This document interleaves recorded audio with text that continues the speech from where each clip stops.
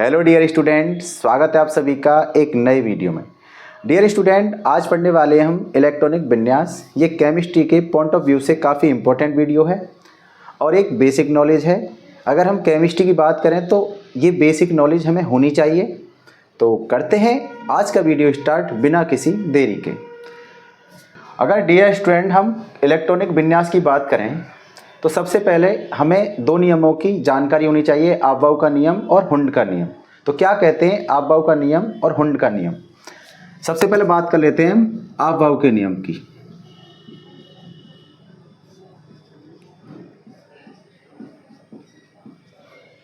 तो student, Aufbau का नियम क्या कहता है? अफबाउ किसी साइंटिस्ट का नाम नहीं है, एक शब्द है जर्मन भाषा का जिसका मतलब होता है संरचना करना। ठीक है, तो अफबाउ कहते हैं कि जो इलेक्ट्रॉन भरे जाते हैं वो इस तरीके से भरे जाते हैं। इस तरीके से बनाए अगर हम 1s, उसके बाद 2s, 2p, 3s, 3p, 3d, 4s, 4p, 4d और स्टूडेंट 4f, उसके बाद 5s। इतने से काम चल जाएगा हमारा 30 एलिमेंट के लिए। ठीक है, तो अफबाउ के अकॉर्डिंग सबसे पहले जाता है 1s में इलेक्ट्रॉन, उसके बाद 2s में, उसके बाद 2p से 3s में, स्टूडेंट 3p से 4s, उसके बाद 3d, 4p और 4s। इन्हीं से काम चल जाएगा।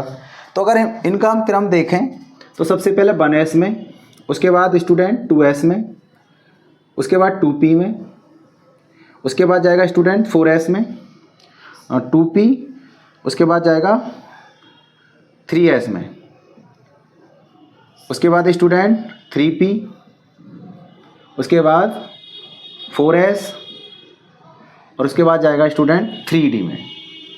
ठीक है, s में मैक्सिमम इलेक्ट्रॉन 2 आ सकते हैं और p में 4 बढ़ाकर 6 और जो स्टूडेंट आते हैं d में आते हैं वो आते हैं 10। ठीक है, अगर बात करें हम तो s में 2 इलेक्ट्रॉन, p में 6 आते हैं मैक्सिमम, d में 10 और f में कितने आते हैं स्टूडेंट? 14। तो ये आपको याद रखना है। 4 बढ़ाकर एक्स्ट्रा है, 2 में 4 बढ़ा हुआ 6, 4 10 और 4 14। तो ये तो हो गई अफबाउ के नियम की बात। अब बात और स्टूडेंट हुंड का नियम क्या कहता है समझते हैं। हुंड का नियम कहता है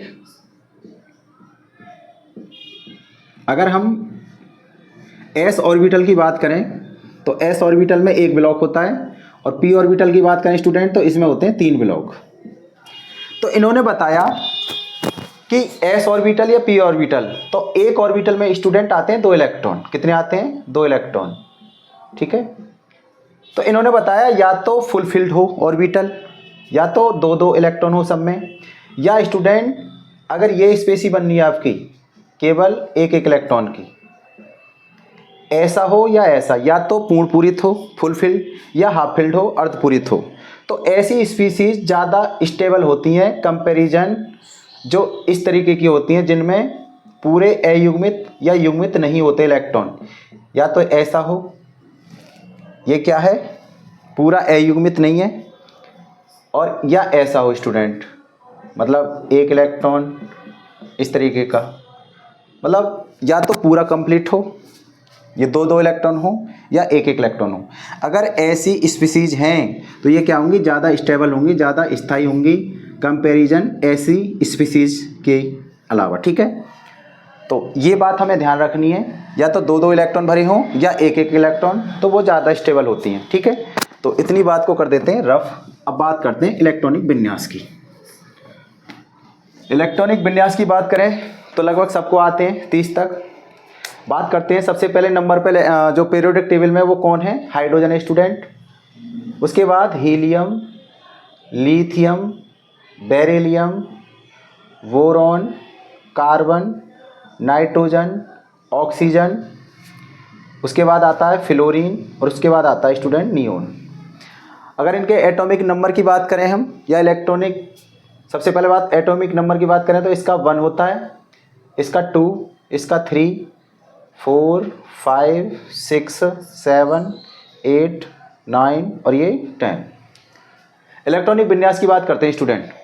तो इलेक्ट्रॉनिक विन्यास होगा, पहला इलेक्ट्रॉन किस में जाएगा अबव के अकॉर्डिंग? एस में, तो एक इलेक्ट्रॉन है तो s में चला गया एक। मैक्सिमम कितने जा सकते हैं? 2, तो एक चला गया। इसके बाद स्टूडेंट 2 जा सकते हैं मैक्सिमम, तो इसका होगा 1s2। अगर इसको हम ऑर्बिटल में बना के देखें तो इस तरीके की कंडीशन होगी, और इसको बनाए तो स्टूडेंट ऐसी कंडीशन होगी। ठीक है, उसके बाद इसका करेंगे तो पहले में 2 जाएंगे, इसकी लिमिट पूरी हो गई। अब किसका नंबर आएगा? 2s का। तो 2s कितने बचे? 1, 3 है। जितना एलिमेंट का एटॉमिक नंबर होता है उतने क्या होते हैं उस एलिमेंट में? इलेक्ट्रॉन होते हैं। अगर जैसे बात करूं 3 का कितना है? परमाणु क्रमांक 3, तो स्टूडेंट इसमें कितने इलेक्ट्रॉन होंगे? 3, इसमें 4। जितना एटॉमिक नंबर होता है उतने क्या होते हैं उसमें? इलेक्ट्रॉन और प्रोटॉन। सामान्य अवस्था में जो परमाणु होता है आपका वो होता है उदासीन। ठीक है, तो स्टूडेंट ऐसे ही करें तो सेम, बस किस में जाएगा? 4s2, ये 2s2। उसके बाद बोरोन की बात करें तो स्टूडेंट कितना हो जाएगा? 1s2, 2s2 और 2p1। अब आप देख सकते हैं ये तो सेम रहेंगे। किस में जाएगा इलेक्ट्रॉन? अब 2p2 सेम रहेगा स्टूडेंट। यहाँ से 1s2, 2s2, 1 के बाद 2, ये सेम रहेंगे। केवल किस में जाएगा इनका इलेक्ट्रॉन? p में। स्टूडेंट ये भी सेम किस में जाएगा? p में। ये भी सेम किस में जाएगा? p में, क्योंकि p में इलेक्ट्रॉन कितने आ सकते हैं? 6 आ सकते हैं। ठीक है, इसकी बात करें तो इसी तरीके से 2p6। तो ये क्या है? आपके इलेक्ट्रॉनिक विन्यास हैं 10 तक। Hydrogen, helium, lithium, beryllium, boron, carbon, nitrogen, oxygen, fluorine, neon. इसको कर देते हैं रफ। अब बात करते हैं स्टूडेंट 11 से 20 तक की।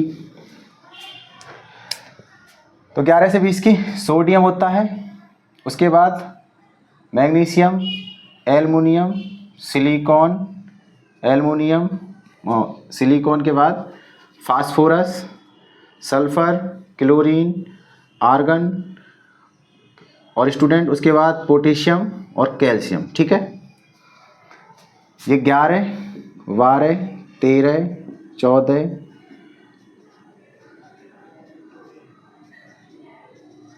इसकी बात करें स्टूडेंट तो सबसे पहला इलेक्ट्रॉन 1s में 2 इलेक्ट्रॉन चले गए। उसके बाद 2s2 में 2 इलेक्ट्रॉन, उसके बाद 2p6 कितने हो गए? 10। अगला किस में जाएगा? 3s में, तो 3s1, 3s1। उसके बाद स्टूडेंट ये सेम किस में जाएगा इनका इलेक्ट्रॉन? 2 में, और s में कितने आ सकते हैं? मैक्सिमम 2 ही आ सकते हैं। उसके बाद किस में जाएगा? 3p में। तो आप देख सकते हैं ये सिंपल रहेगा, 3s2 रहेगा। उसके बाद किसका नंबर आएगा? 3p1। उसके बाद student same 3p2। Dear student same 3p3। Same किस में जाएगा? 3p4। स्टूडेंट सेम किस में जाएगा? p में। डियर स्टूडेंट सेम किस में जाएगा? 6 में। तो ये हमने कहाँ तक देख लिए? 18 तक। अब 3p में फुल हो गए 6। उसके बाद किस में जाएगा स्टूडेंट? s में। तो s में भर लेते हैं। s में कैसा होगा भाई? p6 पूरा भर देते हैं इसमें। 1s2, 2s2, 2p6, 3s2, 18 हो गए स्टूडेंट। 2, 2, 4, उसके बाद 3s2, 3p6, 18 हो गए। उसके बाद किसका नंबर आ जाएगा? 4s का, तो 4s1। उसके बाद सेम रहेगा स्टूडेंट यहाँ तक। किसका नंबर आएगा? 4s2। एक बार मैं फ्रेम चेक कर लेता हूँ क्या सही है। एंड वाला आप देख सकते हो इस तरीके का। ठीक है, अब बात करते हैं स्टूडेंट 21 से 30 के इलेक्ट्रॉनिक विन्यास की। ये काफ़ी इंपॉर्टेंट हैं, इनको ज़रा समझते हैं। तो सबसे पहले आता है 21 पर स्कैंडियम। उसके बाद स्टूडेंट टाइटेनियम, वेनेडियम, क्रोमियम, उसके बाद मैंगनीज, आयरन, कोबाल्ट, निकिल और कॉपर और जिंक। ये 21 23, 24, 25, 27 और ये 29 और ये स्टूडेंट 30। इसके इलेक्ट्रॉनिक विन्यास की बात करते हैं स्टूडेंट। तो सबसे पहले भरेंगे 4s, इसमें 1s में 1s2, 2s2, 2p6, 3s2, 3p6 student 18 हो गई। उसके बाद किसका नंबर आएगा 3s2 के बाद, 3p6 के बाद 4s का, 4s2। उसके बाद देख सकते हो किसका नंबर है स्टूडेंट d का, और d में कितना जाएगा केवल 1। कितने हो गए 21, 2, 4, 10, 12, 18, 2, 20 और 1, 21। ये तो सेम रहने वाले हैं, केवल किस में जाएगा अंतिम इलेक्ट्रॉन d में।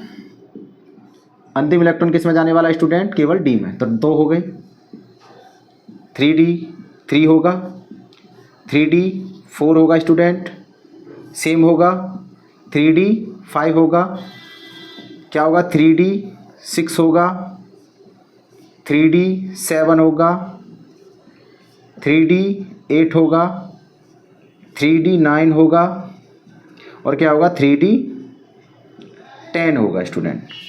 ये होने चाहिए थे इलेक्ट्रॉनिक विन्यास, पर ऐसा नहीं होता। अब आता है हुंड का नियम। अगर मैं इसको देखूं स्टूडेंट, क्रोमियम को देखें अगर हम, तो ज़रा समझते हैं स्टूडेंट। 3d 4 है, इससे कितना होगा 4s2 होगा। कितना होगा 4s2। बाद बाकी तो सेम होंगे 3p6 तक। 4s2 और 3d कितना होना चाहिए 4 होना चाहिए। ज़रा इसको बनाते हैं स्टूडेंट इधर। अगर मैं 4s को बनाऊं तो ऐसा बनेगा ये, इसमें कितने इलेक्ट्रॉन है 2। और अगर हम किसको बनाएं स्टूडेंट 3d को बनाएं, 3d में कितने सब सेल होते हैं स्टूडेंट ऑर्बिटल, तो 5। ये है आपका 3d। 3d में कितने इलेक्ट्रॉन है 4, 1, 2, 3, 4। आप देख सकते हो ना तो ये फुल ऑर्बिटल है और ना ही ये आधा है, ना पूरा है ना आधा, ना अर्धपूरित है ना पूर्णपूरित।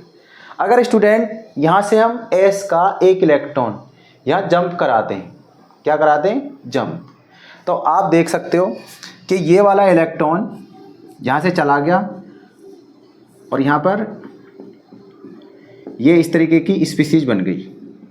आप देखो पहले कितने ये स्थिति थी, अब ये स्थिति है स्टूडेंट। और आप देख सकते हो कि ये क्या है अर्धपूरित है, s का अर्धपूरित है और d का भी अर्धपूरित है। और हुंड ने बताया था कि जो ऐसी होती हैं स्पीसीज, इनसे ये वाली ज़्यादा स्थायी होती हैं, या तो फुलफिल्ड हो या हाफ फिल्ड। तो ये क्या है हाफ फिल्ड है। तो स्टूडेंट ऐसी स्थिति बनाने के लिए क्या करना पड़ेगा मुझे, डी में करने पड़ेंगे 5 और एस में कितना बचेगा केवल 1। तो ये आपको याद रखना है, इसमें मैं स्टार लगा देता हूँ, ये इम्पोर्टेंट है, ठीक है। उसके बाद स्टूडेंट आप देख सकते हो अगला इलेक्ट्रॉन किस में भेजें भाई, डी में भेजें या एस में भेजें। अगर आप डी में भेजते हो स्टूडेंट इसमें, तो देखो ये स्थिति आ जाएगी ये वाली, और ये कैसी है, ये ना अर्धपूरित है ना पूर्णपूरित है, तो ये स्पीसीज स्थायी नहीं होगी। अगर इस इलेक्ट्रॉन को हम किसे दे दें, एस को दे दें, तो आप देख सकते हो ये पूर्णपूरित और ये अर्धपूरित। तो स्टूडेंट ये 5 ही रहेगा, यहाँ पे कितना आ जाएगा 4s2, ठीक है। 3p6 तक सेम। उसके बाद स्टूडेंट ये फुल फिल्ड है, उसके बाद किस में दो आप, ये इसका तो कंप्लीट हो गया, अब किस में देना डी में। तो स्टूडेंट ये 4s2 रहेगा, 3d6 4s2 ही रहेगा, 3d7 4s2 रहेगा, 3d8 4s2 रहेगा, 3d9। अब स्टूडेंट इसको समझते हैं ज़रा, ये भी इम्पोर्टेंट है। ये कैसे है, अगर हम इसको बनाएं, कॉपर की स्थिति देखें हम, तो स्टूडेंट कॉपर ऐसा होगा, इसमें क्या है 4s है, यानी 4s में एक ऐसा होगा, और क्या है 3d। 3d में कितने होते हैं ऑर्बिटल 5, 1 2 3 4। तो आप देख सकते हो s में कितने इलेक्ट्रॉन है स्टूडेंट 2, इसमें कितने हैं 9, 1 2 3 4 5 6 7 8 9। आप देख सकते हो ये क्या है फुलफिल्ड नहीं है, ये फुलफिल्ड है। स्टूडेंट अगर ये वाला इलेक्ट्रॉन हम इसमें जंप करा दें इसमें, तो आप देख सकते हो ये वाला इलेक्ट्रॉन अगली स्थिति जो बनेगी, इसमें एक बचेगा, इसमें कितने हो जाएंगे स्टूडेंट भैया, इसमें हो जाएंगे कितने, ये हो जाएगी फुलफिल्ड, और हुंडे ने क्या बताया था, या तो फुलफिल्ड हो या हाफ फिल्ड हो। आप देख सकते हो एस कैसी है, हाफ फिल्ड, और डी कैसी है, फुलफिल्ड। तो ये स्टेबल ज़्यादा है कंपैरिजन इसके। तो स्टूडेंट इसमें क्या करें, एस में 1 रहने दें और डी में कितने कर दें, 10। तो इस पे भी क्या लगा देते हैं हम, स्टार। तो एक ये और एक ये क्या है, दोनों अपवाद हैं। क्या है, अपवाद। स्टूडेंट अगला सेम किस में दे दो आप, 4s2 और वो सेम रहेगा कितना, 3p6 तक। तो आई होप स्टूडेंट, मैं उम्मीद करता हूँ कि ये आपको वीडियो पसंद आई होगी।